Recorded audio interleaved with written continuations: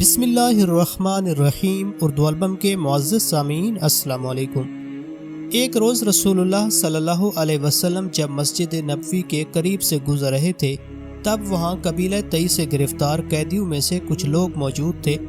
انہی میں سے ایک عورت نے آگے بڑھ کر رسول اللہ صلی اللہ علیہ وسلم سے رکنے کی درخواست کی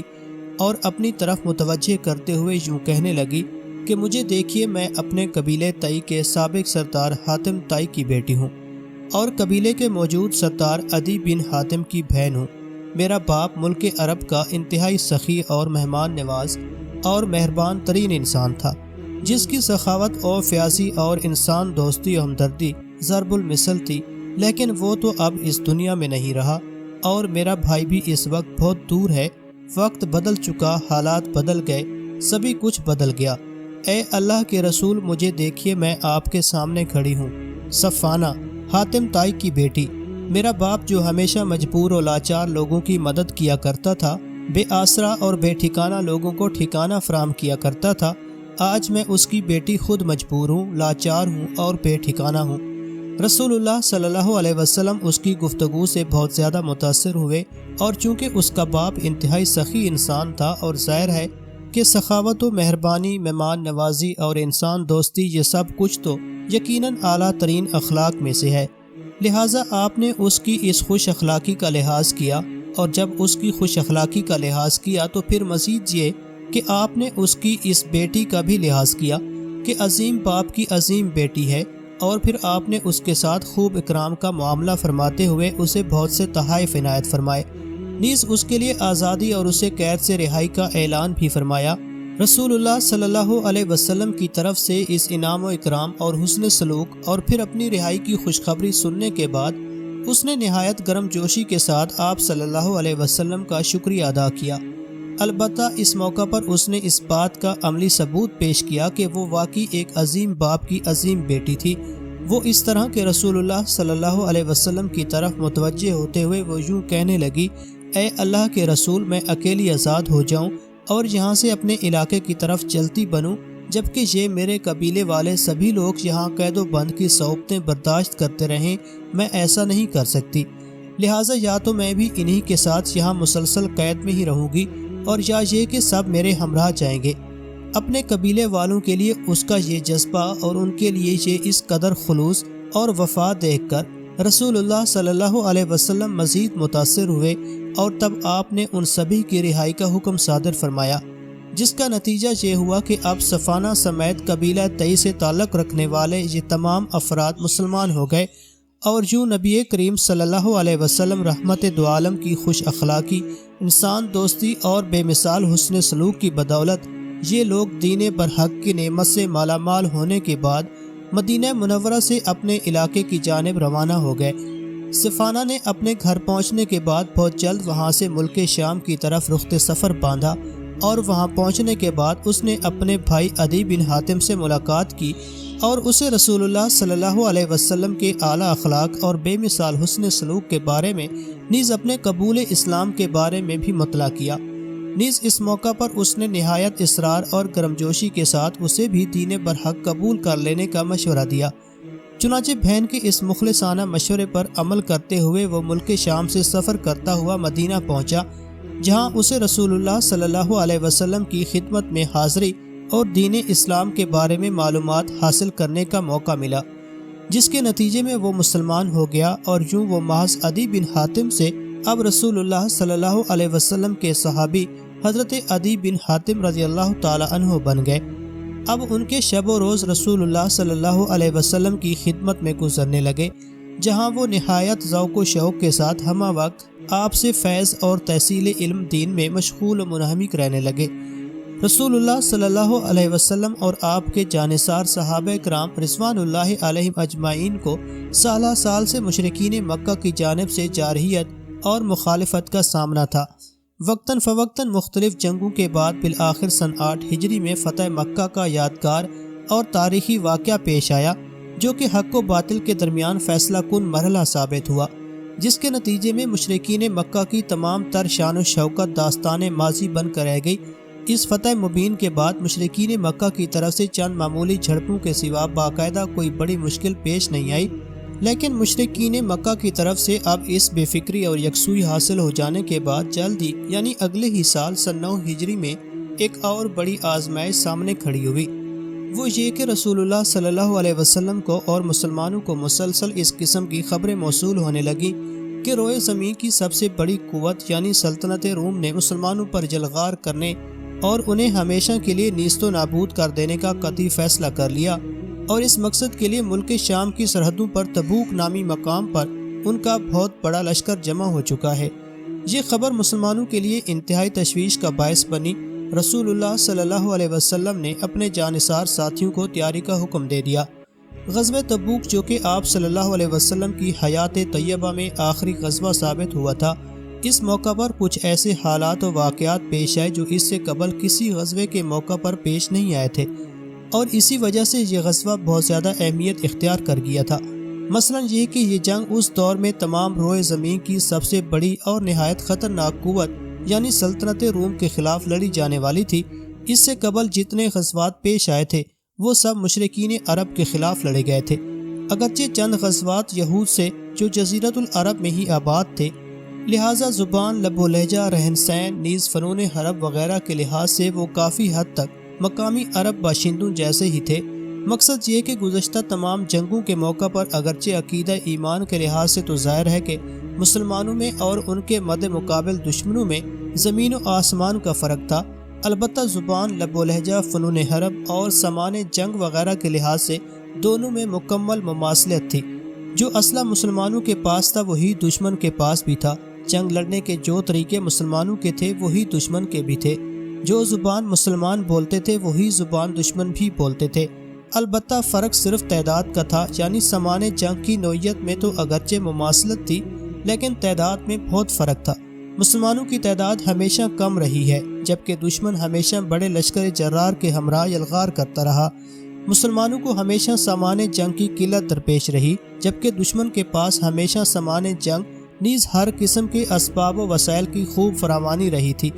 اب غزوہ تبوک جب درپیش آیا تو یہ پہلا موقع تھا کہ دشمن بالکل نیا اور ناموز تھا۔ ایک بالکل نئے اور اجنبی دشمن کے ساتھ مقابلے کی نوبت آ رہی تھی کہ جس کی زبان بھی مختلف تھی، جس کے جنگ لڑنے کے انداز اور طور طریقے بھی یقیناً مختلف ہوں گے، شاید سامان جنگ اور فنون حرب بھی جدا ہوں گے۔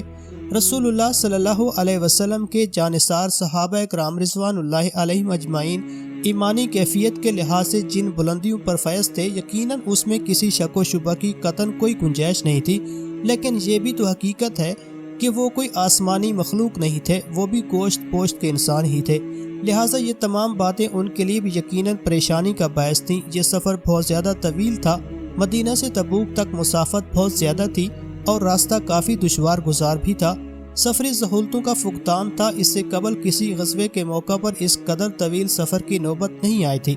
یہ غزوہ ایسے موسم میں پیش آیا کہ جب قحط سالی چل رہی تھی، غلہ کی بھی کمی تھی، نیز وسائل کی شدید قلت کا سامنا تھا، حتیٰ کہ جب یہ لشکر تبوک کی جانب روانہ ہوا تو یہ کیفیت تھی کہ 18 افراد باری باری ایک اونٹ پر سفر کر رہے تھے۔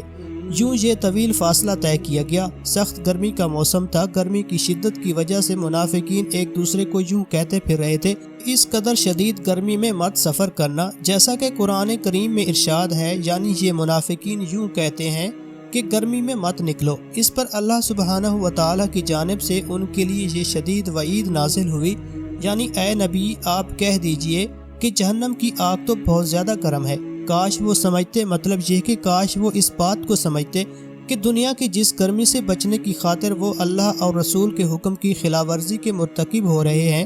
اور یوں اپنے لیے جہنم کا سامان کر رہے ہیں، کاش وہ اس بات کو سمجھتے کہ جہنم کی وہ گرمی تو دنیا کی اس گرمی کے مقابلے میں بہت زیادہ شدید ہوگی، تب وہاں وہ کیا کریں گے۔ الغرض منافقین کی طرف سے اس قسم کی باتوں کا نتیجہ یہ تھا کہ گرمی کے ساتھ ساتھ منافقین کی یہ باتیں بھی اس موقع پر پس ہمتی، حوصلہ شکنی اور بددلی پھیلانے کا سبب بن رہی تھی۔ کھجوریں پکنے کا موسم تھا اور لوگوں کی زندگی میں کھجوروں کی بہت زیادہ اہمیت تھی۔ کھجور ہی ان کی خوراک تھی، کھجور ہی ان کا ذریعہ معاش تھی، کھجور کی تجارت بڑے پیمانے پر کی جاتی تھی، کھجور پر ہی ان کی گزر بسر کا بڑی حد تک دار و مدار تھا۔ چنانچہ بڑی محنت سے تیار کردہ کھجور کی یہ فصل جب تیار ہو رہی تھی اور سال بھر کی محنت کا جب پھل سامنے نظر آنے لگا تھا، ایسے میں اپنی محنت کے اس پھل کو یوں چھوڑ کر چلتے بننا، جبکہ یہ خبر بھی نہ ہو کہ واپسی کب ہوگی، یقیناً یہ بہت ہی مشکل کام تھا۔ غرض یہ کہ اس غزوے کے موقع پر یہ تمام مشکلات درپیش تھیں، اور یہی وجہ تھی کہ خود قرآن کریم میں اس موقع کو مشکل کی گھڑی کے نام سے یاد کیا گیا ہے۔ ارشاد ربانی ہے، بے شک اللہ نے نبی کے حال پر توجہ فرمائی اور مہاجرین و انصار کے حال پر بھی، جنہوں نے مشکل کے وقت نبی کا ساتھ دیا۔ اس غزوے کے لیے روانگی کے موقع پر اس قدر مشکلات کا سامنا تھا کہ اس معاشرے میں اسی چیز کو مومن اور منافق میں پہچان اور تمیز کے لیے معیار سمجھا جانے لگا، یعنی جو اس غزوے میں شریک ہوا وہی مومن ہے، اور جو کوئی بغیر کسی شرعی عذر کے اس غزوے میں شریک نہیں ہوا اور وہ ہمیشہ کے لیے منافق کہلایا، کیونکہ اس قدر تکالیف اور مشکلات نیز انتہائی صبر آزما قسم کے حالات کے باوجود اللہ اور رسول کے حکم کے سامنے سر تسلیم خم کرتے ہوئے اس غزوے کے موقع پر نکل پڑنا، یہ کام تو صرف اہل ایمان ہی انجام دے سکتے تھے، منافقین کے بس کی یہ بات نہیں تھی۔ اس غزوے کے موقع پر جتنی بڑی تعداد میں قرآن کریم کی آیات نازل ہوئی، کسی اور غزوے کے موقع پر اتنی آیات نازل نہیں ہوئی۔ اس سے بھی اس غزوے کی خاص اہمیت واضح ہوتی ہے۔ رسول کریم صلی اللہ علیہ وسلم کا معمول یہ تھا کہ اس سے قبل ہمیشہ احتیاطی تدبیر کے طور پر آپ ہر غزوے کے موقع پر رازداری سے کام لیا کرتے تھے، مثلا یہ کہ لشکر کی روانگی کب ہوگی، کس راستے پر سفر کیا جائے گا، وغیرہ وغیرہ، تاکہ دشمن کو آپ کے منصوبوں کے بارے میں کوئی پیشگی معلومات حاصل نہ ہو سکیں۔ لیکن اس غزوے کے موقع پر چونکہ مذکورہ بالا تمام مشکلات کی وجہ سے صورتحال کافی نزاکت اختیار کر چکی تھی اور معاملہ بہت حساس ہو چکا تھا، لہٰذا رسول کریم صلی اللہ علیہ وسلم نے رازداری سے کام لینے اور معاملات کو خفیہ رکھنے کی بجائے تیاری کا عام اعلان فرما دیا۔ نیز دور دراز کے علاقوں مثلا مکہ اور طائف وغیرہ تک آپ نے قاصد روانہ فرمائے، تاکہ وہاں جا کر لوگوں کو اس غزوے میں شرکت سے متعلق آپ کی طرف سے پیغام پہنچائیں، جس پر دور دراز کے علاقوں سے بھی نہایت جوش و جذبے کے ساتھ بڑی تعداد میں دستے مدینہ پہنچنے لگے۔ آخر اپنی طرف سے مناسب تیاری کر لینے کے بعد رسول اللہ صلی اللہ علیہ وسلم 30,000 جانصاروں پر مشتمل اپنے لشکر کی قیادت کرتے ہوئے مدینہ سے تبوک کی جانب رواں دواں ہو گئے، اور تقریباً 1000 کلومیٹر کا یہ سفر 15 دن میں طے کیا گیا۔ منزل مقصود یعنی تبوک کے مقام پر پہنچنے کے بعد اللہ سبحانہ و تعالیٰ کی طرف سے مسلمانوں کے لیے غیبی امداد اس شکل میں ظاہر ہوئی کہ وہاں رومیوں کے کسی بڑے لشکر کا کوئی وجود ہی نظر نہیں آیا، جس کا مقصد یہ تھا کہ یا تو رومی فوج مدینہ سے اسلامی لشکر کی تبوک کی جانب روانگی کی اطلاع ملنے پر جنگ کا ارادہ ملتوی کرتے ہوئے اس سرحدی علاقے سے اب واپس جا چکی تھی، یا پھر یہ کہ تبوک میں رومی فوج کے بڑے پہروں کو جو خبر دی گئی تھی اس میں کوئی صداقت نہیں تھی، اور وہ محض منافقین اور خفیہ بدخواہوں کی طرف سے اڑائی ہوئی افواہ تھی، تاکہ اس طرح مسلمانوں کو خوفزدہ اور پریشان کیا جائے، ذہنی و نفسیاتی صدمے سے دوچار کیا جائے، نیز یہ کہ کسی طرح انہیں بڑی تعداد میں مدینہ سے باہر دور دراز کے مقام پر بھیج دیا جائے، تاکہ شاید وہاں خود بخود یہ کسی بڑی مصیبت میں پھنس کر رہ جائیں اور انہیں مدینے کی جانب واپسی نصیب ہی نہ ہو سکے۔ بہرحال وجہ جو بھی ہو، غلط خبر اڑائی گئی ہو، یا یہ کہ رومی فوجی واقعی بڑی تعداد میں وہاں جمع ہوئے تھے اور پھر واپس لوٹ گئے تھے، بہر صورت مسلمانوں کے لیے بہتری ہی بہتری تھی کہ جنگ کی کوئی نوبت ہی نہیں آئی۔ اسی کیفیت میں رسول اللہ صلی اللہ علیہ وسلم اپنے لشکر کے ہمراہ 20 روز مسلسل تبوک کے مقام پر ہی مقیم رہے، تاکہ صورتحال خوب اچھی طرح واضح ہو جائے۔ تاہم اس طویل قیام کے باوجود وہاں رومی فوج کا کوئی بڑا دستہ نظر نہیں آیا، اور نہ ہی ان کی جانب سے کوئی ایسی مشکوک نقل و حرکت مشاہدے میں آئی کہ جس سے مسلمانوں کے خلاف ان کے جنگی عزائم کا اظہار ہوتا ہو۔ البتہ وقتاً فوقتاً چھوٹے اور معمولی قسم کے اکا دکا دستے نظر آتے رہے، لیکن ان کی طرف سے جب کسی شرارت یا جارحیت کے کوئی آثار نظر نہیں آئے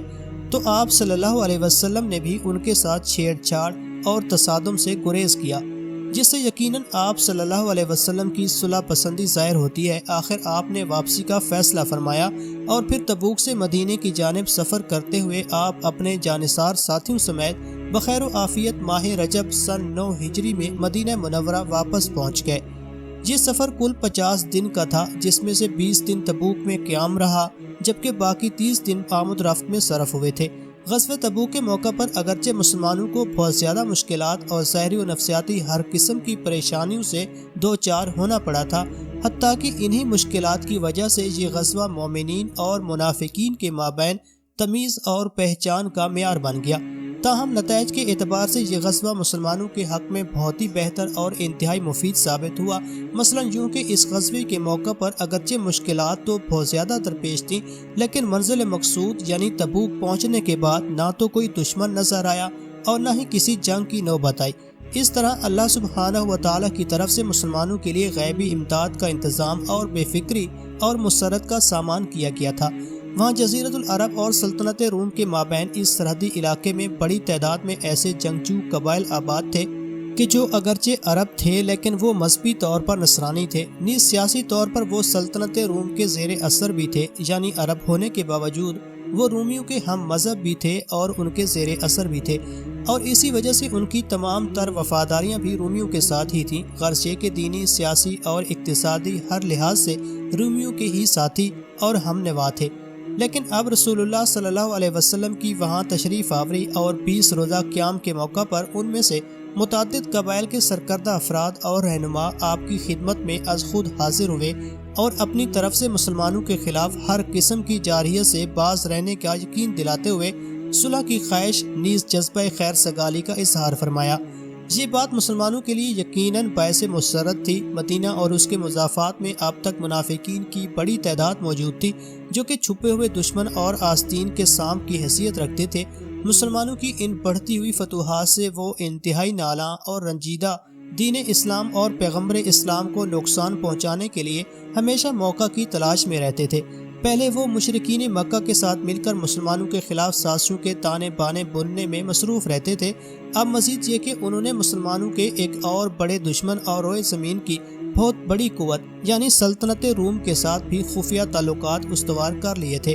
مسلمانوں کی یہ خبریں وہ خفیہ طور پر رومیوں تک پہنچا دیا کرتے تھے، نیز مدینہ میں خفیہ مقامات پر وہ مسلمانوں کو نقصان پہنچانے اور ان کے خلاف سازشیں تیار کرنے اور خفیہ منصوبے تیار کرنے کی غرض سے خفیہ اجتماعات منعقد کیا کرتے تھے۔ چنانچہ غزوہ تبوک کے موقع پر جو کچھ ہوا، اس میں بھی انہی کی طرف سے پھیلائی گئی افواہوں کا بہت بڑا عمل دخل تھا۔ مسلمانوں میں تشویش اور افراتفری پھیلانے، نیز انہیں خوفزدہ اور پریشان کرنے کی غرض سے یہی منافقین رومیوں کی طرف سے مدینہ پر بڑے تباہ کن حملے کے لیے تیاریوں کی جھوٹی خبریں پھیلاتے رہے، اور پھر جب رسول اللہ صلی اللہ علیہ وسلم اپنے لشکر کے ہمراہ تبوک کی جانب روانہ ہوئے، تب یہ ایک دوسرے کو مبارکباد دیتے رہے اور بہت خوشیاں مناتے رہے کہ یہ مسلمان چلے ہیں اب اتنی بڑی قوت سے ٹکر لینے کے لیے۔ جب ان کا رومیوں کے ساتھ آمنا سامنا ہوگا اور جنگ کی نوبت آئے گی تو یقیناً یہ سب نیست و نابود ہو جائیں گے، ان میں سے کسی ایک کو بھی اپنی جان بچا کر زندہ واپس آنا نصیب نہیں ہوگا، یہ سب وہیں مارے جائیں گے، لہٰذا ان مسلمانوں سے ہمیشہ کے لیے ہماری جان چھوٹ جائے گی۔ لیکن رسول اللہ صلی اللہ علیہ وسلم اپنے جانثار ساتھیوں سمیت کامیاب و کامران اور ہنسی خوشی واپس مدینہ تشریف لائے۔ وہاں تبوک میں کسی جنگ کی نوبت ہی نہیں آئی، لہٰذا کوئی جانی یا مالی نقصان بھی نہیں ہوا۔ مسلمانوں کی تمام قوت محفوظ رہی، بلکہ عزت و شوکت مزید بڑھ گئی۔ مزید یہ کہ وہاں بہت سے سرحدی قبائل کے سرداروں نے آ کر خود مسلمانوں کے ساتھ صلح کر لی،